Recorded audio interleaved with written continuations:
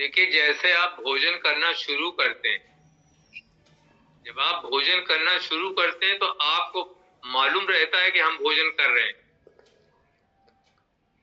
तो ये चीज आपकी जानकारी में हो जाती है कि हम क्या कर रहे हैं, हम भोजन कर रहे हैं। लेकिन जब भोजन चबा के हम खा लेते हैं, भोजन पेट में चला जाता है, तो उस समय जानकारी नहीं होती कि भोजन पच कैसे रहा, कैसे भोजन का पाचन हो गया, कैसे भोजन हमारे शरीर की रुधिर में मिल गया, उससे हमें पोषक तत्व मिल गए, इसका पता हमको नहीं रहता। तो देखिए, एक जानकारी ऐसी है जिसका हमें ज्ञान रहता। जैसे हमको ये जानकारी है कि हम भोजन कर रहे हैं और क्या कर रहे हैं, इसकी जानकारी हमको होगी। लेकिन जब भोजन हमारे पेट में चला जाता तो भोजन कैसे पच गया, भोजन का पचने के बाद कहाँ वो पचा हुआ अंश कैसे मिल गया, कहाँ मिल गया, ये चीज की जानकारी हमको नहीं होती। वही स्थिति ये है कि जब मन ऐसी चीज की जिसको उसकी जानकारी होती रहती है तो वो ज्ञान भूमि कहलाती। और जिस चीज की जानकारी नहीं रहती मन को, वो अज्ञान भूमि कहलाती। इन इन दोनों के ऊपर एक ऐसी भूमि है जो ज्ञान के भी परे है, ज्ञान के भी परे है। इसके ऊपर की जो उस ज्ञान के जो परे भूमि है उसको ज्ञानातीत भूमि कहते हैं। ज्ञान के परे अध्यात्म विद्या का लाभ आपको तब मिलेगा जब आप ज्ञान भूमि में रहेंगे, तब भी नहीं मिलेगा। जब जब अज्ञान भूमि में रहेंगे तब भी नहीं मिलेगा। जब ज्ञान के परे की भूमि में आप जाएंगे तब उसका लाभ मिलेगा। अब इसको मैं थोड़ा एक विद्वान की किताब से थोड़ी सी आपको बात बताऊं।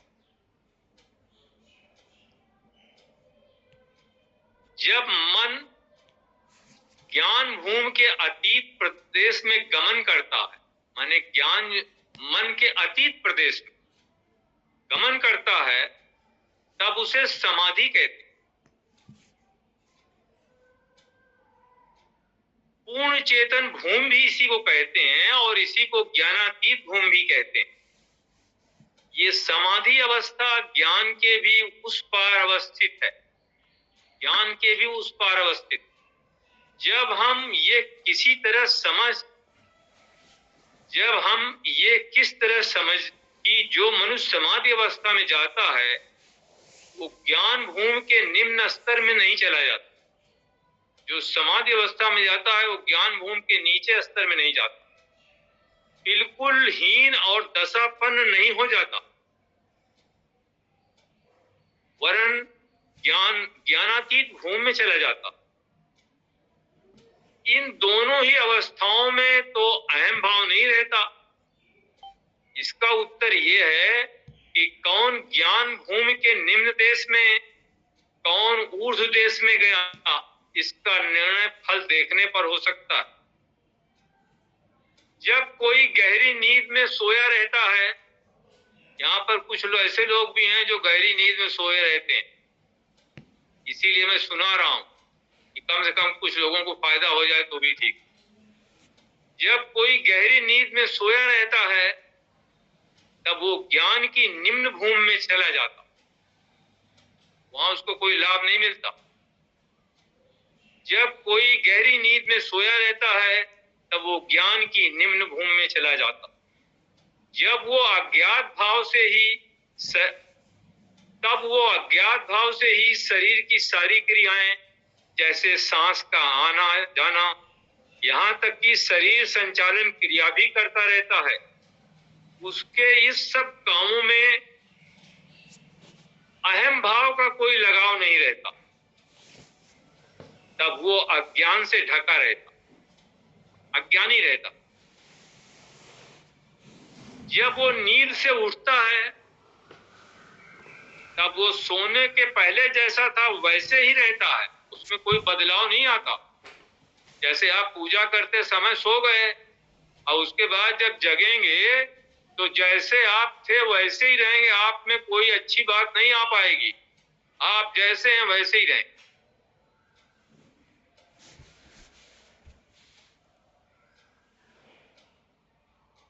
तो तब वो अज्ञात भाव से ही शरीर की सारी क्रियाएं, श्वास प्रश्वास, यहाँ तक कि शरीर संचालन क्रिया भी करता रहता।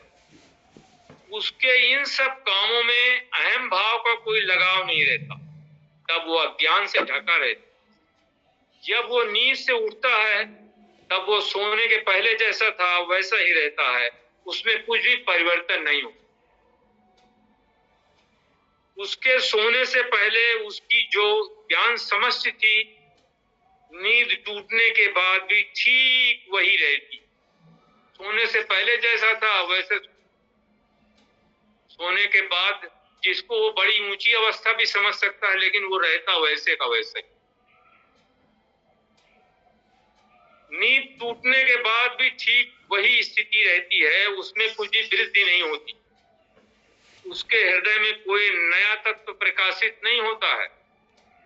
किंतु जब मनुष्य समाधिस्थ हो जाता है तो समाधि प्राप्त करने के पहले यदि वो महामूर्ख रहा है, समाधि प्राप्त करने के पहले यदि वो महामूर्ख रहा हो, अज्ञानी रहा हो, तो समाधि में जाने के बाद वो महाज्ञानी होकर उसका उदय हो जाता, तब वो महाज्ञानी हो जाता।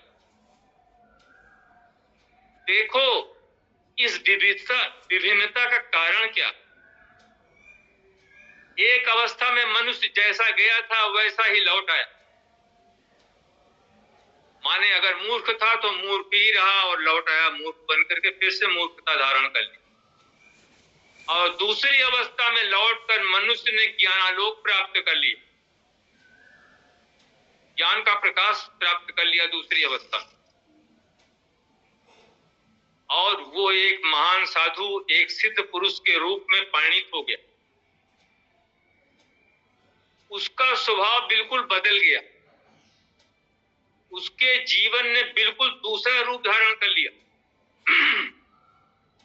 दोनों अवस्थाओं के ये दो विभिन्न फल हैं।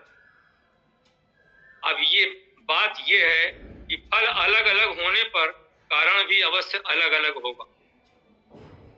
क्योंकि समाधि अवस्था से लब्ध ये ज्ञानालोक अज्ञान अवस्था से लौटने के बाद की अवस्था में जो ज्ञान प्राप्त होता है, अथवा साधारण ज्ञान अवस्था में युक्त विचार द्वारा जो ज्ञान प्राप्त होता है, उन दोनों से अत्यंत उच्चतर है। इसलिए अदृश्य वो ज्ञानातीत भूमि से आता है। मतलब वो जो ज्ञान प्राप्त होता है वो अदृश्य जो दिखाई नहीं पड़ता, उस ज्ञानातीत भूमि से वो ज्ञान आता। इसलिए समाधि को मैंने ज्ञानातीत भूमि के नाम से अभिहित किया है। हमारे बहुत से लोग यहाँ खूब सोते हैं आराम से। मैं कहता नहीं हूं कि भाई आप क्या कर रहे हैं, क्योंकि अगर लल्लू बाबू होते तो वो अपना डांट फटकार लगा देते। मुझे कौन समझता है, इसलिए मैं किसी को समझाने का प्रयास भी नहीं करता। कुछ लोग पूजा होती रहती है तो उसमें पूजा छोड़ के चले जाते हैं, ध्यान जब होता रहता है तब चले जाते हैं। कुछ लोग जब पूजा खत्म होती रहती है तब आते हैं केवल भजन सुनने के लिए। कुछ लोग जब पूजा होती रहती है तो अपने नाम का पहला अक्षर लगा करके बैठ करके कोई भजन वजन याद करते हैं कि अभी सुनाना है। माने ये सब का अलग अलग उद्देश्य है। मैं किसी के उद्देश्य में दखलंदाजी नहीं करना चाहता, लेकिन बता जरूर देता। कुछ लोग अपनी फोटो लगा लेते हैं, अब पीठ पीछे क्या कर रहे हैं क्या नहीं करते भाई हमें तो दिखाई नहीं पड़ता। कुछ लोग अपने नाम का पहला अक्षर लिख लेते हैं, उसके पीछे उस जिनका नाम का अक्षर है वो क्या कर रहे हैं मुझे दिखाई भी नहीं पड़ता।